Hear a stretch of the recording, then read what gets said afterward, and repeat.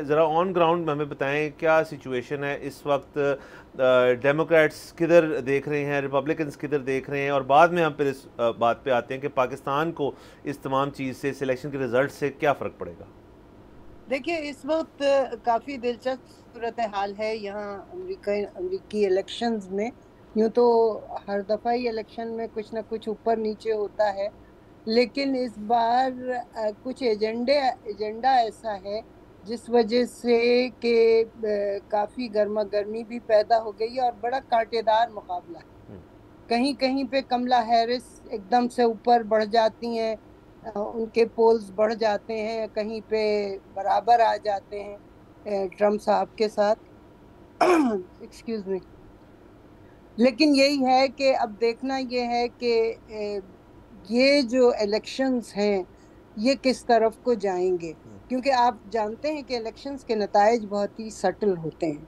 आप इसमें पहले से प्रिडिक्शन करना बहुत मुश्किल है, और अमेरिका में ख़ास तौर पे वन वोट वन मैन तो नहीं होता है ना, कि इलेक्शन जो है, सदर जो है वो पॉपुलर वोट से नहीं जीतता। जैसे आपने देखा ही होगा कि हिलरी क्लिंटन के तकरीबन 2.5 मिलियन वोट ज़्यादा थे या उससे भी ज़्यादा थे, लेकिन वो हार गई थी। क्यों हारी? इसी तरह एल गोर के 5 लाख वोट जो थे वो बुश साहब से ज़्यादा थे, लेकिन वो हार गए। क्योंकि यहाँ जो सबसे बड़ा जो एक मसला है या जो एक तरीका है जो मुझे लगता है कि वो कंट्रोल करने का तरीका है, वो है इलेक्टरल कॉलेज। इलेक्टरल कॉलेज के जो 538 या 34 लोग हैं वही फैसला करते हैं कि सदर कौन बनेगा और किसको ये वाइट हाउस, किसके लिए वाइट हाउस के दरवाजे खोले जाएंगे। तो ये सूरत हाल है। अब अगर इस वक्त कमला हैरिस काफी पॉपुलर हैं और लोग ये सवाल कर रहे हैं कि जब वो इतनी पॉपुलर है तो वो हारेगी कैसे। उसको हारना नहीं चाहिए। वो ना चाहे, वो नहीं चाहिए की बात अलग है, वो आपके दिल की ख्वाहिश है, लेकिन जो हकायक हैं वो बिल्कुल अलग है।